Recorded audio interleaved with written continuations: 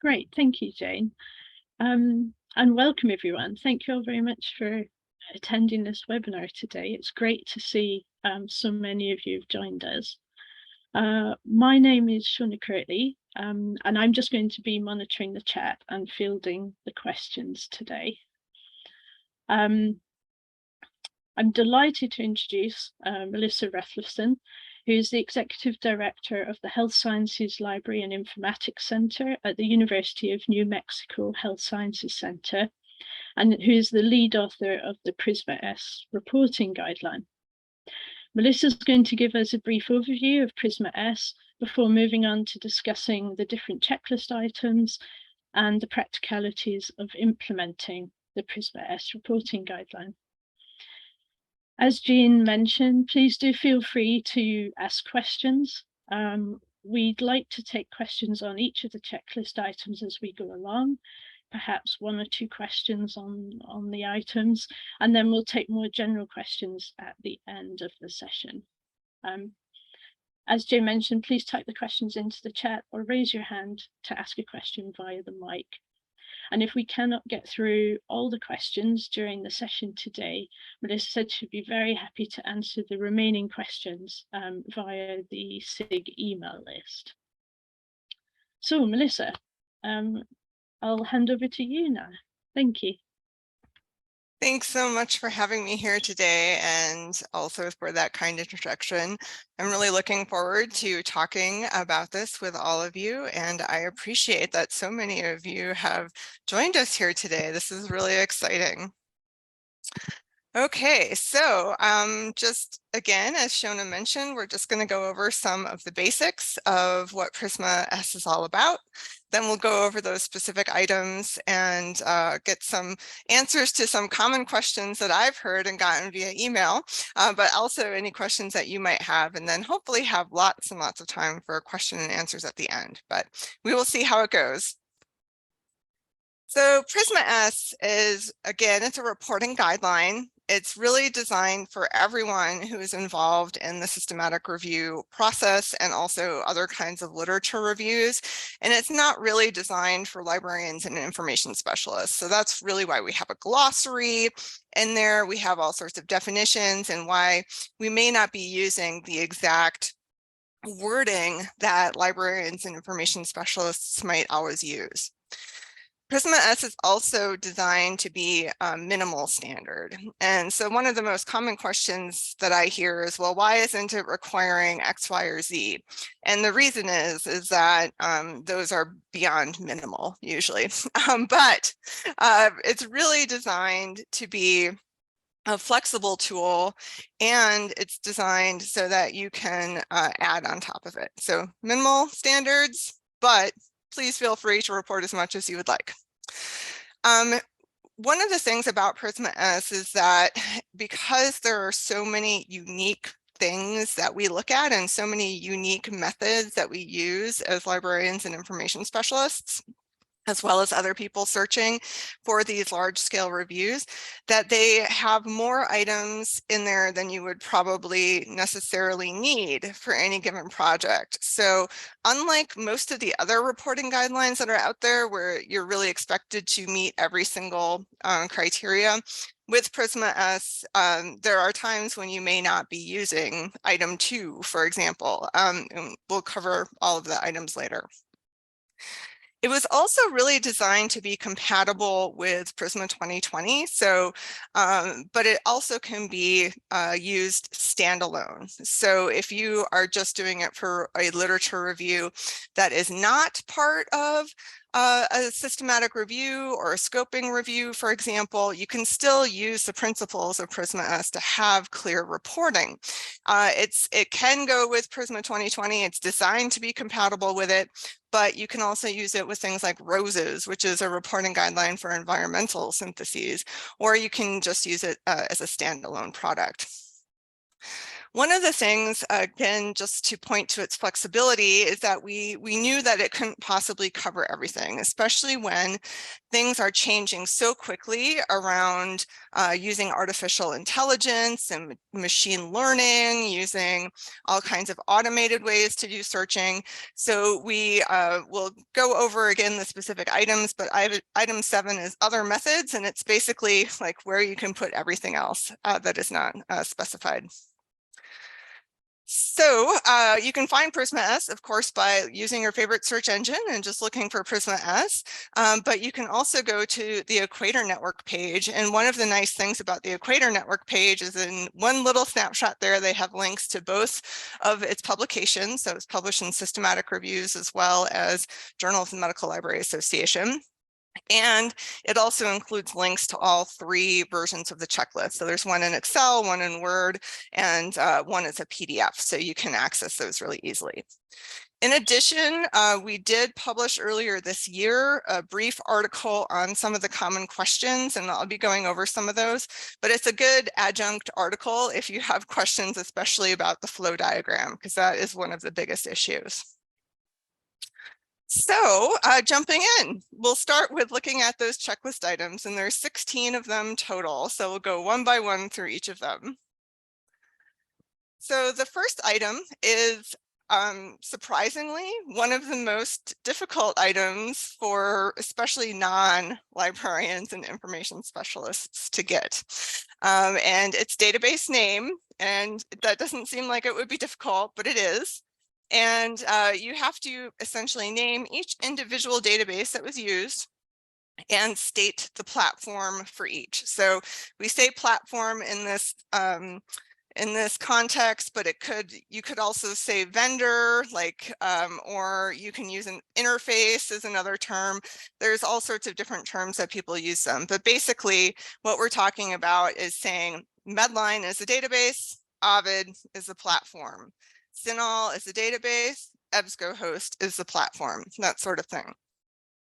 So we have a couple of common questions that have come up for this particular item. And the biggest thing that I would say is that if you have a database, try and give as much detail about it as possible. And sometimes that would include either citing the database or using just a URL to describe what it is. And very commonly, one thing that I've seen, for example, with PubMed, is that people will say things like Medline via PubMed, but they don't actually mean that they're only searching Medline. They are actually searching the entirety of PubMed. So usually what I would recommend is that you would say that you're searching PubMed and then stick in the URL. There's a lot of databases, of course, out there that are their own platforms, Scopus being one of them. And again, it's really helpful to have that URL in there. As librarians and information specialists, we're really familiar with most of the databases that people are going to use, but even we probably have stumbled across ones that we did not know existed. So again, providing that URL is really helpful. Another question that I get is, well, I didn't know it was on 2 platforms, so I thought it was okay just to list the name of the database. Well, that's why listing that URL is helpful, because there are so many databases and we may not be familiar with every single vendor that has purchased them to put them on their platforms. So just to give you a couple of answers to some of those questions, again, use URLs. If you are citing Ovid Medline, don't say Ovid Medline, say Ovid Medline, the full thing that you can copy and paste directly from the Medline interface or the Ovid Medline interface. And again, just be citing things so that you are extra cautious. So those were some of the common questions. Shona, are there any ones that I should be addressing that have come from our attendees? Yeah, we've got one question here, which is, do you have specific recommendations about citing Web of Science? I do, and that is going to be item number 2. So I will jump right to that one, unless we had another question. Nope. No, we haven't had any more questions. No, that's the only one so far. Great, thank you. All right, so this is a kind of a complicated one, and I appreciate that you were asking about Web of Science specifically. So what item 2 is, it's specifically designed to get at the fact that there are all sorts of platforms out there, and there's more and more every day, where you can simultaneously search multiple databases.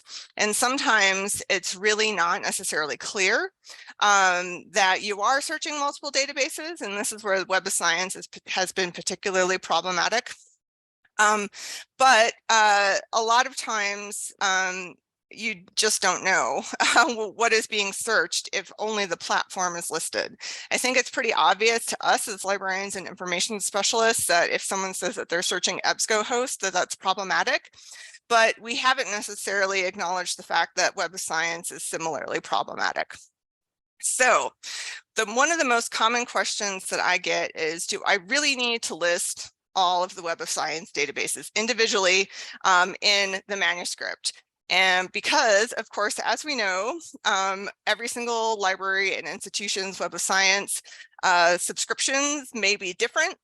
You may be using the so-called core collection, which is usually sometimes the citation indexes, sometimes Index Chemicus. It really depends what institution you're at as to what is in the core collection. But plus, it can also include things like CoreaMed and Medline, in fact, if you use all of the databases that might be available to you in Web of Science, zoological record, biosis, et cetera, et cetera. So yeah, you do need to list them all, I'm sorry to say. So I'm going to go to the answers here. And so basically what I would say for Web of Science is do list them out individually. If you are searching 15 different Web of Science databases, like at my institution, we have at least 15 of them available there. You at least need to list them out in the supplementary materials. It is really, really important that you know actually what databases that you're searching, because it's going to really significantly influence the results. So it's important to actually list the individual ones out. Cochrane Library is another one that I think has been really, really tricky. So Cochrane Library, when it came out, and it was Cochrane Library included basically Central and the Cochrane Database of Systematic Reviews. I mean, even back in like the 80s, it was called the Cochrane Library. Now we see the Cochrane Library as kind of a branded name on the Wiley site. But what we also see is that a lot of people don't know that they're searching multiple databases, or it's clear from what they say that they searched that they didn't actually search all of the Cochrane Library. They probably just searched the Cochrane Database of Systematic Reviews, for example. So for the Cochrane Library, what I would strongly suggest is that if you are searching all of the databases in the Cochrane Library, that you would say Cochrane Library via Wiley, all databases. Or if you're only searching a limited number of the databases, specify what those are. And again, if you are using the Cochrane Library via Wiley and not via Ovid, make sure that you are putting Cochrane Library Wiley. And so another one is that has come up kind of recently on Twitter that I saw was that, is it okay to show that you were doing a multi-database search just like in your supplementary method? So in that copy and pasted search. And generally what we say in item 2 is that we want to make sure that you have some sort of acknowledgement that you search these databases simultaneously. So for example, the one that we are showing here is the Medline and Embase strategies were run simultaneously as a multi-file search in Ovid, and the results deduplicated using the Ovid deduplication tool. So that's a perfect way to just easily state that you search those databases, you search them on a specific platform, you search them simultaneously, and you fulfilled the deduplication item, which is further down the list. Do we have any other questions, Shona? We do, yes, we've got 2 questions here. Okay. That are quite related, but I'll start with the first one. If you searched Ovid Medline Medal, what URL do you use for that? For that one, there's really only one version of Ovid Med-al. And so if you just put Ovid Medline and then it's whatever the code is Medline all, you can use that. The URLs are mostly there for databases that are just like on the web. If you have a standard platform like Ovid Embase, or excuse me, Ovid EBSCOhost, ProQuest, some of those big vendors, it's obvious what the URLs essentially would be, or maybe they would be customized to your university. So for those, I think it's just fine just to use the platform. Great, thanks. And the second question is about how to describe the wording to describe the Medline via Ovid. So should we say Medline Ovid, Ovid Medline, or Medline via Ovid? What's the best way to describe I think any of those ways is fine.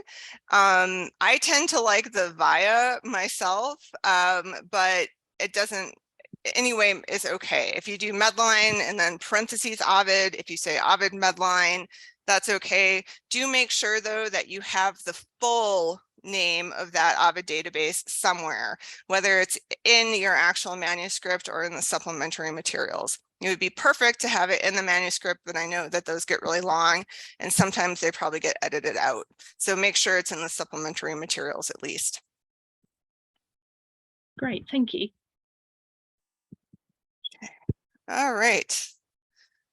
So item 3 is on study registries. And as you will also have seen in PRISMA 2020, study registries have sort of gotten new importance as something that has to be searched essentially.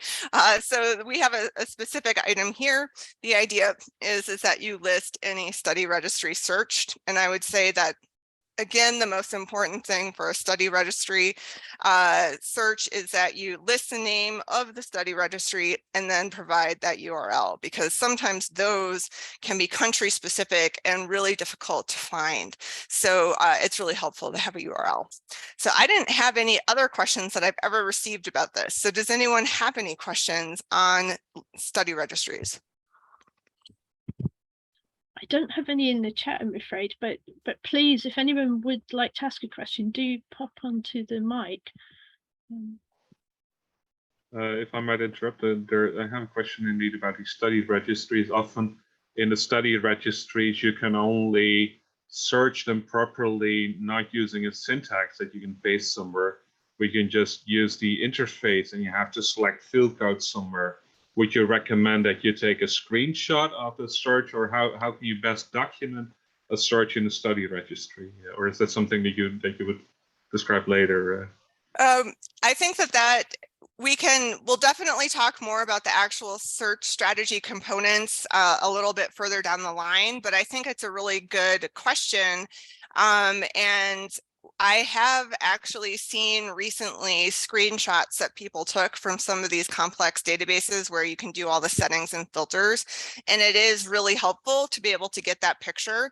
But otherwise, what I would suggest is that you list whatever the search terms were, and then you write out what kinds of filters and maybe date limits that you actually had recorded or that you used as part of that. Thanks, Bishore. All right, item 4, online resources and browsing. So I really haven't gotten any questions about this one either, but the idea is that, again, that depending on whether or not you searched something or browsed something, you still want to make sure that you are describing it fully. So whether or not you actually picked up print volumes of old conference proceedings, or whether or not you went to a website and just looked through it, or whether or not you used Google to search a specific site, what you want to do is just make sure that you have the details in there about what you actually did did and how you used those materials, and make sure that you fully describe them. And again, this is another area where you might not want to put everything, like let's say that you searched 47 government websites or something. You might not want to put all of those in your actual manuscript, but you should have them in your supplementary materials listed out with the URLs that you used if you are looking specifically at an individual website. Were there any questions on this one? Again, I don't have anything in the chat, but if anyone does have a question, feel free to pop onto the mic. Maybe, sorry, me again, interrupting that. I hope you don't mind. For Google Scholar, we use Google Scholar a lot in the searches. I think giving your talk now, I added to my table now that I think we should also we use publish or perish to download the results of Google Scholar into EndNote. So I think we should document that also in our searches, that we use publish or perish, because publish or perish sometimes alters the search a bit, and you get sometimes different results than we can search directly Google Scholar. So I'm at the moment editing my standard document to add that we search Google Scholar via publish or perish. Yes, thank you. That is a really good point. And I think that this is one of the reasons why the database name thing is so difficult, right? Is a lot of times, like, it wouldn't have even occurred to me, even though I've done it, that you can search Google Scholar via publish or perish, but you can. You can also search PubMed via EndNote. I don't know why anyone would do that, but you could. And so we do need to be very specific about how we're actually searching these materials, and that's part of the database name. So thank you. That's a really good example. I've also got another couple of questions. Sorry, okay, Melissa. Sure, no from the chat here. So the first one is there a template we could use to document online resources and browsing? There is not a specific template that is out there, but I've seen it done in a couple of ways. So first of all, CADIS in Canada has the wonderful Gray Matters document, and that is essentially a template, but it's designed for drugs and it's designed for devices. So they have listed out a lot of the URLs and things, but I think it's a really good template to use to really start figuring out what kind of process that you might want to use, because they do a really good job of that documentation, and you could use it as an example.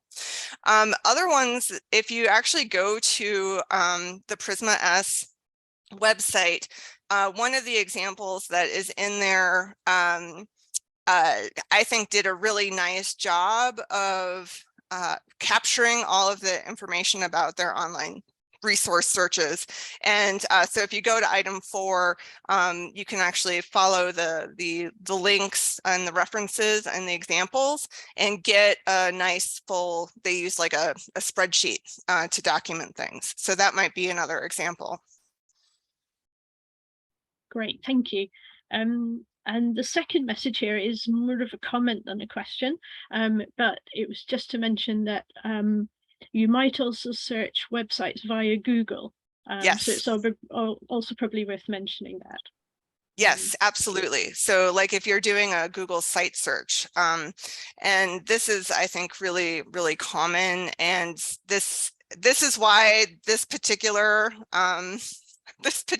item actually has the longest explanation and elaboration of any of the items in the PRISMA S, is because there's so many different ways that you can search. You can search general websites. You can search because you have a list of places that you want to search. You can search within, like using their actual website search function. You can browse through things. You can use Google to search them all. And so you just want to be really specific about what you actually did. And really that's what PRISMA S is all about. Any other questions? Yep, I don't have anything here, but again, if anyone's got anything they'd like to raise, then do pop on the mic. Perfect, thank you. Okay, so this is one that I haven't gotten any questions about specifically, but again, it's really about having the information about what you did. So we see a lot of different ways, and as information specialists and librarians, we probably have our own special ways that we actually do citation searching. Whether or not you're using a database like a citation index, whether it's some of the Web of Science databases, whether it's Scopus, whether it's Google Scholar, whether you're looking at PubMed Central, there's all sorts of different ways that we go about doing this. But honestly, as we know, I think the most common is that people have some included articles and they look through the reference lists. So what you want to do for this one is make sure that you are just, again, being very clear about what you did. Did you use a citation index? Are you doing backward and forward searching? Are you looking at, citing and cited references? Are you just glancing at the reference lists and so on? So again, just being really specific. Are there any questions about this one? No, I don't have any. But again, Okay. if anyone wants to pop on the mic. For reference checking, so if people are checking reference lists, should that be put into the flow chart? Because obviously if you search citation databases, you can give a number of records that you retrieve from doing that. But if they are manually checking reference lists, do they need to count them up and give an estimate of how many they look through? This is a very good and complex question, and can you please hold it? And if I don't cover it when we get to item 15 on total records, let me know, because we have a lot of conversations about counting records coming up. Okay, thank you. Thank you. All right, item 6, contacts. This was always part of like PRISMA 2009. It was in Quorum before it, but jammed into the information sources categories. I have never gotten a question about this from anyone. Does anyone have any questions?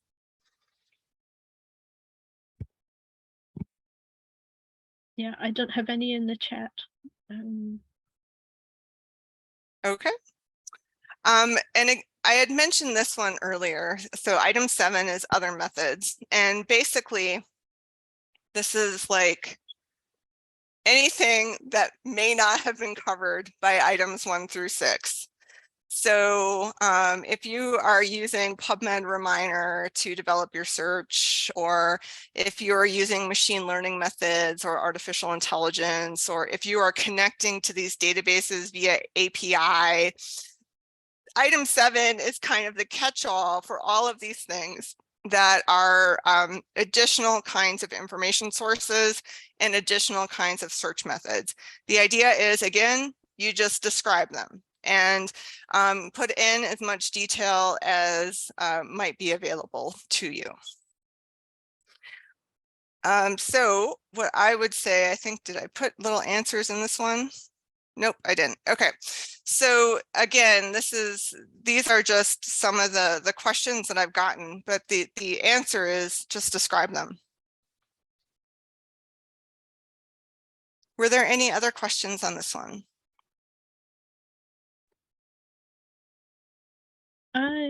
Yes, so I've got one here, which is, okay, so I'm just reading it through. So I think Pub Reminder depends on how you used it. If you just used it to develop your search, then it doesn't have to be reported. Doesn't matter how the search was created. Is that correct? That is correct. We don't really require that anyone gives details on how they develop the search. That's not part of the reporting. But again, if it's something that you felt was really important to the construction of your search or how it came about, you might want to put something in about it. Again, remember, these are minimal standards. If you're using PubMed Reminder to conduct a search, then obviously, yes, you would use that. All right, moving right along. Item 8, full search strategies. So I think we all probably know that in PRISMA S and in PRISMA 2020, we have removed the requirement that you only have one example search strategy, and instead that you are now required to put in all search strategies. And that includes any searches that you've done on Google, Google Scholar, Publish or Perish, anything that you've done when you're searching within like the FDA website or the European Medicines Agency site, you need to actually have the search that you used documented. And of course, the idea is that back in the day, journals had limitations on what could be published in their articles. And now there's no limitation because you can publish your search strategies in a data repository, or most places will have unlimited things that you can put into journal supplements. So my advice is just make sure that you're documenting all of these things. I don't think that anyone on this webinar is not doing that already, but a lot of people, as we know, out there in our communities that we are assisting certainly are not yet adhering to this one. So I got one really fabulous question recently, basically asking, what does it mean to copy and paste exactly as run? Specifying, should it be the search string as we entered it into the database? Or should it be the processed search string that the database shows? And I have waffled a little bit on this one because I feel like for us, as librarians and information specialists, we're probably going to want to put in the search string as we entered it. And then this is especially true if you're constructing your search like in a Word document and pasting it in. But also like for Embase, for example, we all know Embase does funny things with removing parentheses and things like that. So you can lose sometimes a lot of clarity if you are doing the one that was run. But that being said, I think we've probably all seen systematic reviews where researchers are publishing a string of random keywords stuck together with a couple of ors and ands, and they say that that was a search that they did. And as we know, for PubMed in particular, which is usually one of the databases that these researchers are using, that PubMed does some really funny things to searches and uses all that automatic term mapping components that really often do a number on your search. And so for PubMed searches, for those, I would often recommend that people do actually copy and paste the one that the database actually translated, because that way you will see what the automatic term mapping did. And I think, again, this is less important for us because we should all be using field tags whenever we're searching PubMed, but we know that many people out there aren't. So I feel a little bit waffly about this particular item or this particular question. Shona, do we have another question? Yeah, we've got a couple here. Okay. So the first one is, in EBSCO, the date limit is not really part of the search strategy, but shows as a limiter. How do you actually report it as part of your strategy? That's a great question. And so this is true for a lot of databases where they have kind of extra things that you can click or not. So what you want to make sure that you do is, if you're checking any boxes or unchecking any boxes in particular, or if there are at your institution default boxes checked on some of these searches, that you are recording the details. So for example, if you check the not Medline box on CINAHL, which I don't even remember if that exists anymore, you should say that. The same would be true with the dates. You would want to record that, and you might have to do it by hand in addition to what you have copied and pasted, that you have done that. Another common one, as we've seen crop up in CINAHL and in Embase, is that there will sometimes be prompts that are in there that to expand your terms.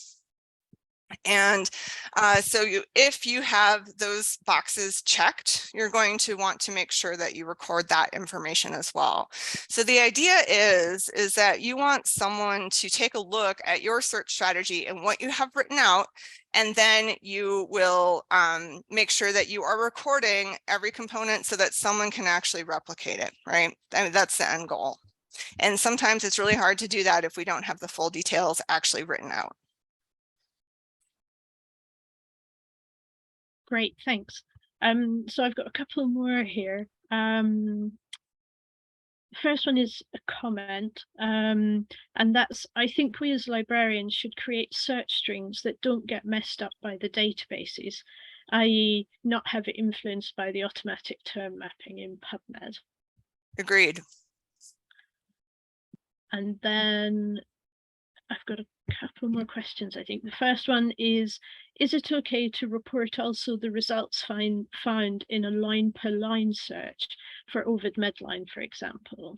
Absolutely. In fact, Ovid Medline has that new save all button or email all thing where it has the link to the jumpstart, it has the search with the line by line and the number of results, and it has the blank search that you can use. Keep it all. That stuff's gold.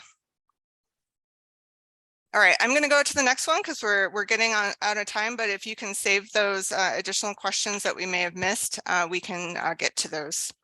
I want to make sure we get to item 15 particularly.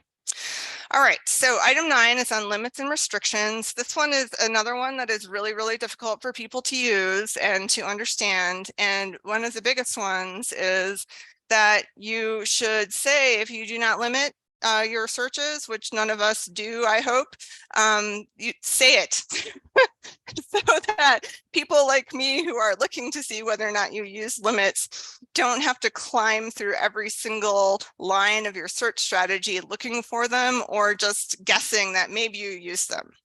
So state that no limits were used. And then, of course, if you are using them, make sure that you describe them and that you justify their use. That's the big one that people seem to miss out on. So if for some reason you have a time period limit, which is very common because there are good reasons for it, say why. It takes like 3 seconds. So any specific questions on the limits and restrictions? No, nothing specific, no. Okay. All right, so item 10, search filters. This one is, I think, pretty self-explanatory. It's basically like, did you use a search filter? Like, for example, the Cochrane highly sensitive search for finding randomized control trials. And if you did, cite it. Or if you have one that has like a systematic review filter, or there's so many filters out there, just say that you used it and cite it. The idea is to give people credit, but also to let people know that these exist. Any question about filters? No, nothing at all at the moment. Okay. Item 11 is prior work. And this is one where I have gotten quite a number of questions because this is, I think, pretty new in how people have been thinking about how we are acknowledging our colleagues' work. So essentially, what you would do is if you are using search strategies from other literature reviews, whether or not you're adapting them or fully reusing them, that you cite them. And we say specifically in there that it is for a substantive part.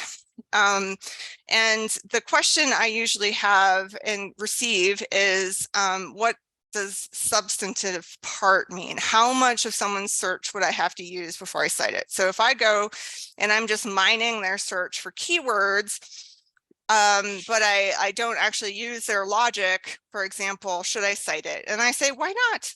give people credit for their work. So I don't think you need to go crazy with that, or I should say you don't need to go overboard with that. You don't need to, if you pulled one keyword from one search, you probably don't need to cite that, but there's no harm in being generous. Any questions about this one? No, we don't have anything. Okay. All right, item 12, updates. That was fancy how that came in there. This one I think is also kind of self-explanatory for many of us because we do this all the time, but essentially just if you updated the searches, make sure you say that you updated the searches and say how. So usually it's that we reran the search, but sometimes it might be that you're getting weekly auto alerts via email from Ovid or something like that. Just say that and then you're good. Anything on updates? Can I know ask there's a nothing in the question? chat. So can I ask a question on this, Yes. please, Melissa? When you're recording the searches that you've done, should you record the updated search, given it's the most recent one, or the original one that you did and then updated? If you have two different searches, like that you've changed something in between them, you need to have both. So, because quite often I work on a big systematic review that takes like 2 years. So they want me to go and rerun the searches later just to catch anything before they submit it. So I'm always like, how do I report that I've basically run the searches twice? Yeah, the same search. If it's the exact same search, all you need to do is have the last date of search listed. If you have changed the searches in between, then you would need to have both, and you should have the date for both. Okay. All right. I think there's also a difference if you expanded the search, if the new search includes everything that was also in the old search, and you just added extra terms, then it might be sufficient just to report the last search. But if you've removed terms that were in the first search that you didn't include in your later search, then it makes sense to also include the first search. And do you agree with that, Melissa? I sort of agree with that, but I think it's better just to actually record the real search that you did, because like you and I might know that it's an expanded search and that obviously it would have included everything, but in reality we don't know that because databases change over time. So it's usually better to have all of the searches that you used. And does it also mean that we should mention all the update search? Because currently what I do is just mention the last date search. If the search remained the same, we don't mention any last updates. date search is all that PRISMA S requires, and that is actually item 15, which we'll get to in a moment. So, or actually, I'm sorry, it's right here. It's in front of me. Item 13, dates of searches. So we specifically say provide the date when the last search occurred. If it's the same search, if it's different searches, then you need to have the dates for the different searches. And so the idea is that you actually need to provide the month, the day, and the year that you searched them. And you should provide the month, the day, and the year of the last search for every single database that you have. And I'm going to be clear that these are some of my biggest pet peeves right here, because it's literally sometimes impossible to determine whether or not people actually searched on a specific day or month or year, or whether or not they use limits to limit within a certain day or month or year. And in which case, then you don't know for most of these research products, whether or not they limited by the date that they were entered into a database, or whether or not they were entered by a publication date, because most of them say that they went up to a date published, which means that they don't know what they're talking about. So don't say that a search was through a date. Don't say it was up to a date. Don't say it was until a date. Don't say that it was from a date to another date. please just say that you ran the search on a date. Please, I beg of you. And it is really difficult otherwise to actually figure out what was done. And sometimes I don't think that we think about that because it's maybe easier to write as through or up to or until or something, but it's actually really impossible if you're trying to distinguish between a date limit and an actual date of search. So please just be clear about this one. And again, all you have to do for sure is report the last date of search. If you want to report all of them, that's totally cool too. Do we have any questions? No, I've got no questions in the chat for this one. Okay. So again, please, I beg of you, humbly, just say the date was searched on a specific date, on that date.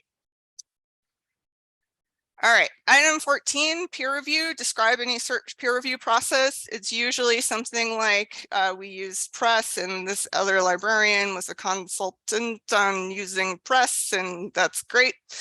The biggest question that I've gotten on there is whether or not PRISMA S requires that the peer reviewer be a librarian or information specialist. And no, we don't require that. And in fact, we don't require, of course, that the search is conducted by a librarian or information specialist either. Though, you know, of course, we would all wish that to be the case. But PRISMA S is a reporting guideline, not a conduct guideline. So we're only talking about what was done, not what we wish was happening. Any questions on this one? We don't know, but we do have a good point that's been made about the last item, Yes. Which is often the exact wording of the date of the search is reported in the article, but often this is out of our control and influence if we're not co-authors on the article. Yes, this is why I advocate for us to always be co-authors, but also to take control of and publish your own searches in a data repository that can be cited so that people can see all of your wonderful detail and in its perfection. All right, total records. This is the hardest one. Before we get to it, I'm going to skip ahead to number 16 just so it gets mentioned, and then we'll go back to total records. So item 16 is the last item, is on deduplication, and we already mentioned, like, if you're using a database platform like Ovid that can auto deduplicate, it's great to have that actually said. But if you're using EndNote or Covenants or something else to do deduplication, just list that in your information. Any questions about deduplication before we get back to total records? No, I don't have any questions about that, but I do have a couple of comments going back to the peer review. Yes, okay. Just to mention quickly. So one of the comments says, if you're reviewing the search, or a question, if you're reviewing the search of a non-information specialist, would you still call it peer review? If I don't see why it would not be called peer review. It's a person who's doing a review. Whether or not we think that that's a great practice, I think that remains to be seen. Obviously, none of us probably do. Great, thanks. And the other thing is a comment about being so even as a co-author, when the librarian's involved as a co-author, often the other authors edit the literature search write-up to save words, and there's no control over that.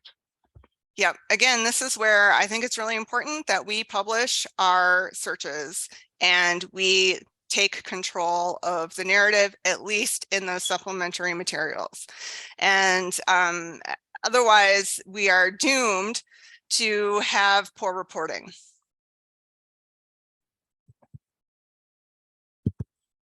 Great, thank you. Yep, thank you.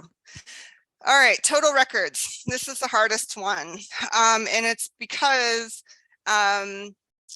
PRISMA 2020 changed the flow diagram so much. So one of the questions was that has already come up from Kath was that if someone is doing citation searches and they're just looking through reference lists, do they have to count the total number of the references that they actually looked at? And it's really like, it depends. You should, but is that feasible? Probably not.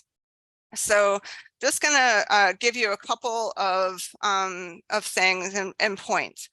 So total records is actually about total records. So if you have run a search like over a 2-year process, as Jane had mentioned earlier, or rerunning a search, like within 3 months of publication or whatever, you treat the exact same search as one search, and you record the total number of results overall. So do not say the June 20th search got 30 results and the July 19th search got 20 results. You would say the search got 50 results for that database if it's the same search. If it's different, then please make sure that you're reporting them as unique. If you want to be fancy and report all of the total records by individual search, including the updates, please go ahead and do that. You can put it in the supplementary materials, but for the flow diagram, they should be combined by database. Another question that has sort of been resolved is that PRISMA S requires, or really doesn't require, but requests kindly, hopefully, that you put the databases that you have searched in the first box, which I'll show in a second, and that you list the number of results per database. And our Shiny app, which you used to be able to go on the web and fill out, didn't used to allow you to do that, but now it does. So that's one thing just to point out. But there are also Word versions of the flow diagram that are available. And sometimes I feel as though those are more helpful because you can do further customization, especially on the right-hand side of the flow diagram. And really, the whole idea with the new flow diagram is that the right-hand side is being used for specific kinds of sources, and the left-hand side is being used for specific kinds of sources. And the reason is, I'm just going to show it to you here. So the reason is that what the PRISMA 2020 team felt is that they're being searched and screened, particularly screened in different ways. And so you will see that there's like a whole box kind of missing under that gray side, the identification of new studies via other methods, because they are presuming in this particular format that you are including all of the things that you found in these other methods. If that's not the case, and you're actually, let's say that you're retrieving 200 article or 200 materials from Google, and then you are going to screen them in duplicate in the same process, it's really hard to record that in this new flow diagram. And so that's where using that Word version can be really helpful, because you can actually add in another box if you want to do that. So this is an example. I think that this is the example that was in the Q&A article that I had mentioned earlier.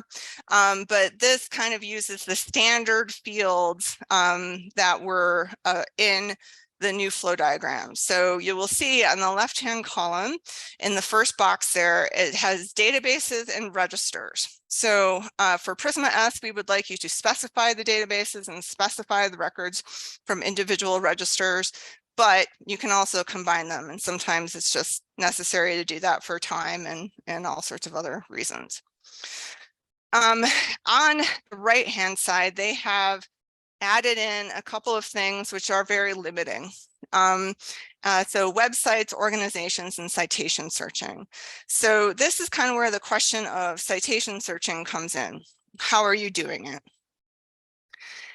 If you are actually going through the reference lists by hand, and then someone is identifying articles that should be looked at, you can go ahead and just count those individual identified articles for this column.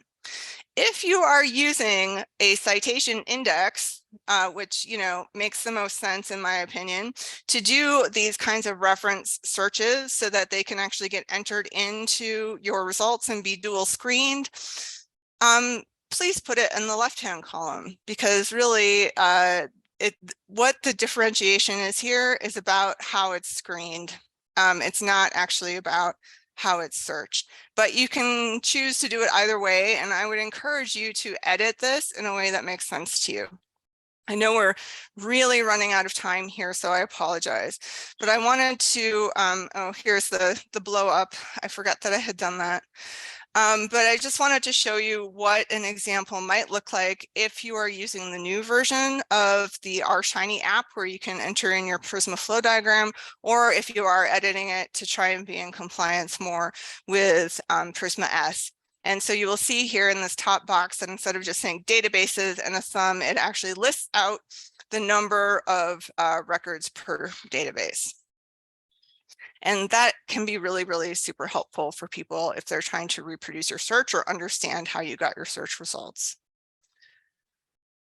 I'm just going to show, this one was just to show kind of the difference in those two methods. But what I wanted to show you here is that you can be really, really specific in that other method side too. You don't have to use their categories. And so for this one, this is actually a flow diagram for a study that I worked on. And we have listed out the number of records that we either searched and found or that we actually looked at for each of these different items. And sometimes it was that we actually searched and then we found them and then we screened them out later, or sometimes it was that this was the number that was there for browsing. So again, you have to really think about what makes the most sense and where to put it in some of these cases. It's not my favorite thing about the new flow diagram. Yep, okay, that was my last slide for that one. So you will see too that I added this other box on, on the right here where it was records removed before screening to actually remove duplicate records. That was a box that I added because we needed to show duplicates somewhere. Okay, Shona, what questions are there? I've got a couple of comments and then a couple of new messages just popping up. So I'll just mention a couple of comments first. So they're to do with the total numbers. Yes.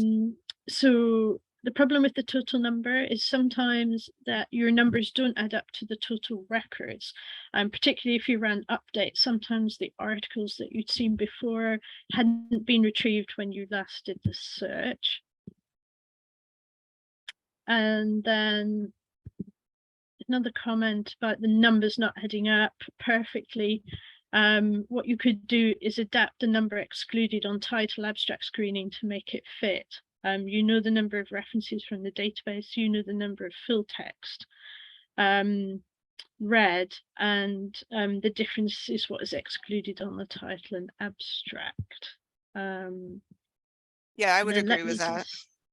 Okay, so I've got a couple of questions here. Does the librarian need or should do some screening before sending the results? No. Okay, that's great. And that's all the comments in the chat at the moment. I don't know if anyone wants to pop on the mic if there's any other questions or any questions in general that anyone would like to ask about the guideline. Well, I'll just say I know that we are already 2 minutes over time, and I want to make sure that I acknowledge that and I respect that. I am willing to stay on and answer any additional questions. I have actually the next hour blocked for this. So if there are any questions, I'm happy to stay on. Otherwise, I don't know, Shona, if you want to like officially allow people to go. Yes, absolutely. Yeah, time is now over. So I'm sorry we haven't had time to answer everything. As I said, if you do have questions, please feel free just to email the SIG, and we can pass those on to Melissa and send answers back via the SIG email list. But yes, I think we should officially finish the webinar. If anyone does want to stay on, please feel free. Thank you, Melissa, very much for agreeing to do that.